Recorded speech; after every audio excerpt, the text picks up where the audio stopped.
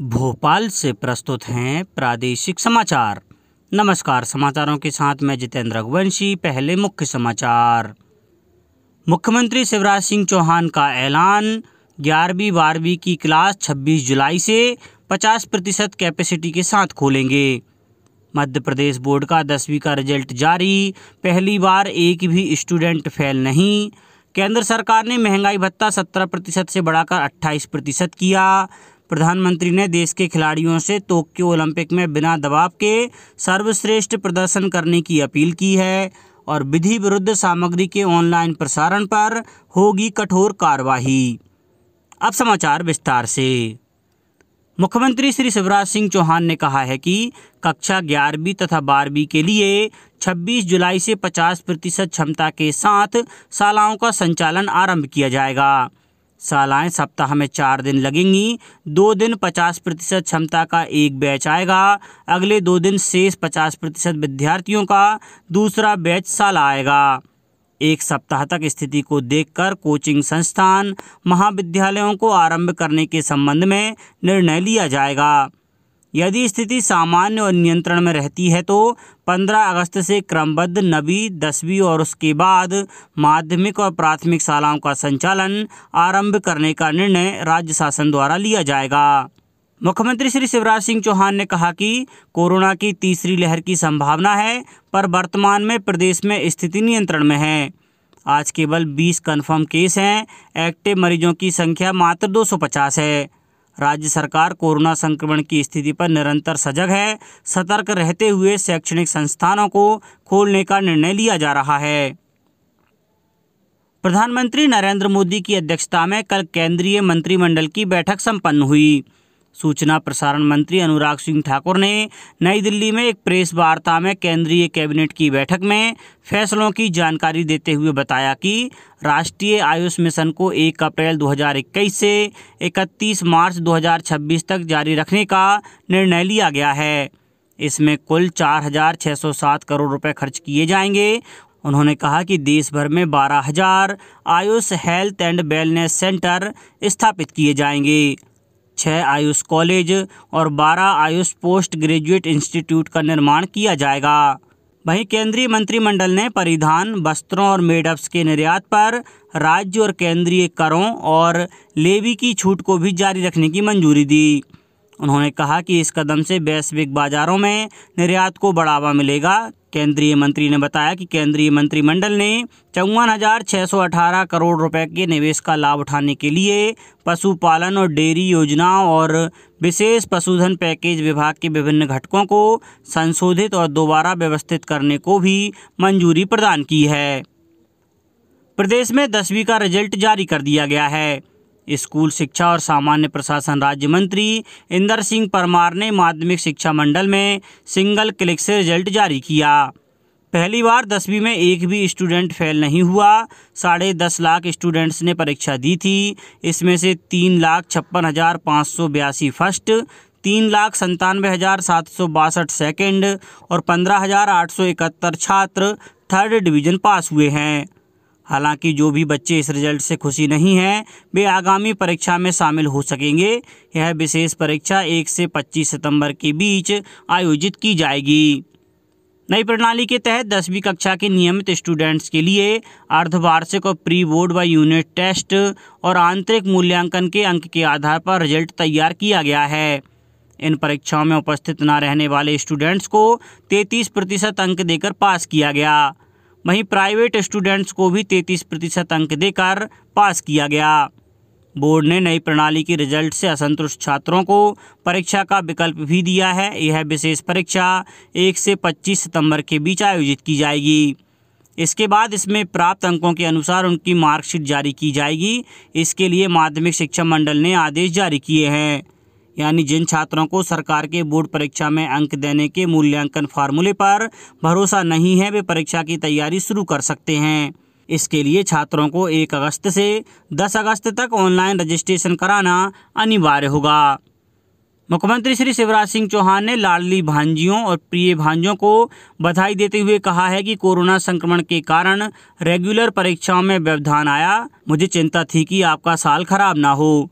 इसलिए यह तय किया गया कि बेस्ट ऑफ 5 के आधार पर जिन विद्यार्थियों ने फॉर्म भरा है उनका परीक्षा परिणाम घोषित किया जाए।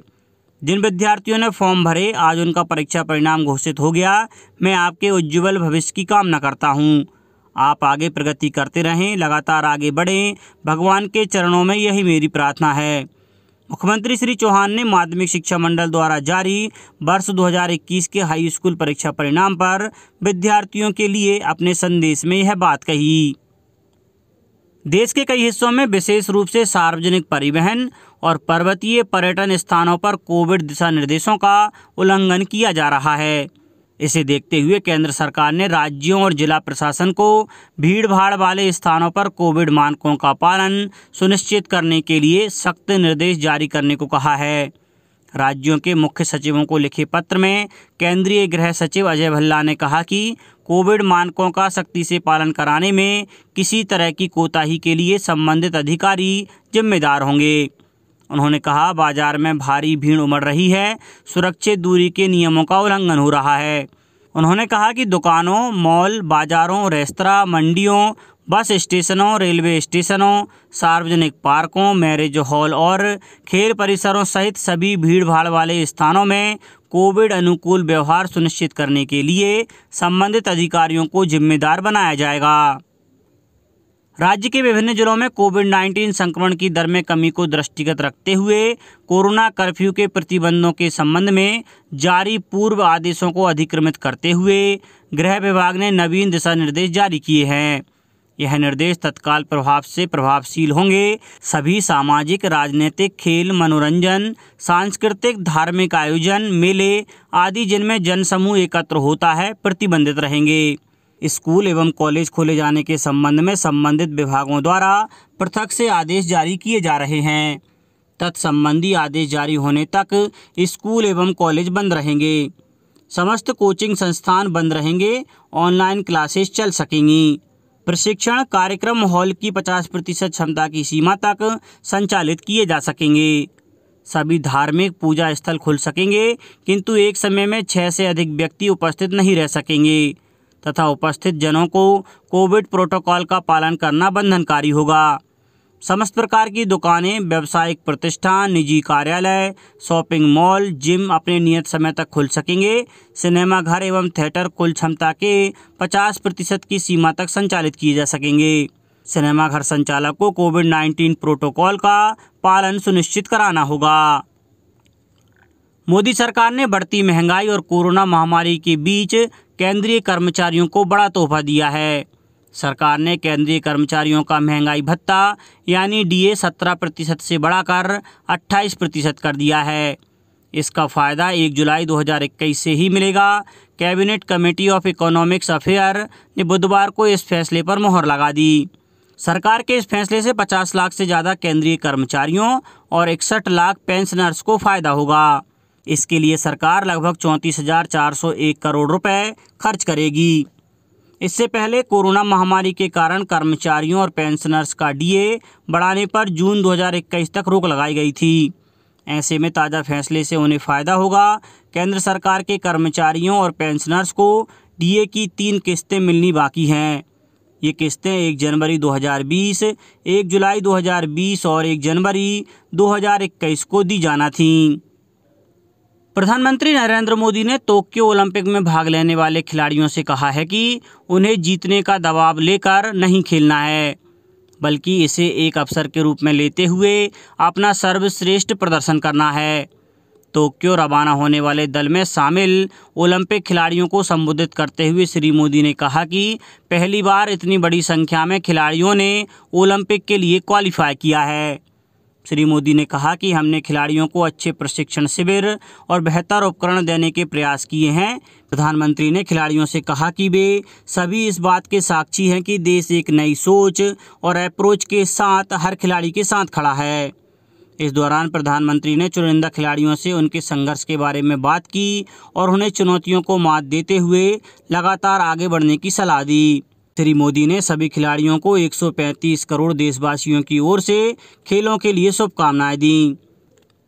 गृह मंत्री डॉक्टर नरोत्तम मिश्रा ने बताया है कि विधि विरुद्ध सामग्री के मध्यवर्ती संस्थाओं पर ऑनलाइन प्रसारण की स्थिति में विधि सम्मत कार्यवाही होगी। उन्होंने बताया कि सचिव गृह को कार्यवाही के लिए नोडल अधिकारी नियुक्त किया गया है। अपर मुख्य सचिव गृह डॉक्टर राजेश राजौरा ने बुधवार को आदेश जारी कर मध्यवर्ती ऑनलाइन सोशल प्लेटफॉर्म के उपयोगकर्ताओं के कंप्यूटर संसाधनों एवं अन्य प्लेटफॉर्म पर उपलब्ध गैर कानूनी सामग्री के प्रसारण पर सूचना प्रौद्योगिकी अधिनियम 2000 और भारतीय दंड संहिता 1860 के अंतर्गत मध्यवर्ती संस्थाओं के विरुद्ध कानूनी कार्यवाही के निर्देश दिए हैं। डॉक्टर राजौरा ने बताया कि सूचना प्रौद्योगिकी अधिनियम की धारा 2(1)(b) के अंतर्गत social media platform, website, mobile apps की कॉमर्स वेबसाइट, विभिन्न ऑनलाइन एग्रीगेटर, इंटरनेट सेवा प्रदाता, वेब होस्टिंग इत्यादि मध्यवर्ती को शामिल किया गया है। इन संस्थाओं के कंप्यूटर संस्थानों एवं अन्य प्लेटफॉर्म पर गैर कानूनी प्रसारण से समाज में बढ़ रहे अपराधों पर रोक लगाने के लिए ऐसी सामग्री को तत्परता से हटाने के निर्देश दिए गए हैं। अंत में मुख्य समाचार एक बार फिर। मुख्यमंत्री शिवराज सिंह चौहान का ऐलान, 11वीं 12वीं की क्लास 26 जुलाई से 50% कैपेसिटी के साथ खोलेंगे। मध्य प्रदेश बोर्ड का 10वीं का रिजल्ट जारी, पहली बार एक भी स्टूडेंट फेल नहीं। केंद्र सरकार ने महंगाई भत्ता 17% से बढ़ाकर 28% किया। प्रधानमंत्री ने देश के खिलाड़ियों से टोक्यो ओलंपिक में बिना दबाव के सर्वश्रेष्ठ प्रदर्शन करने की अपील की है। और विधि विरुद्ध सामग्री के ऑनलाइन प्रसारण पर होगी कठोर कार्यवाही। इस बुलेटिन में इतना ही। घर पर रहिए, सुरक्षित रहिए और सुनते रहिए प्रादेशिक समाचार। नमस्कार।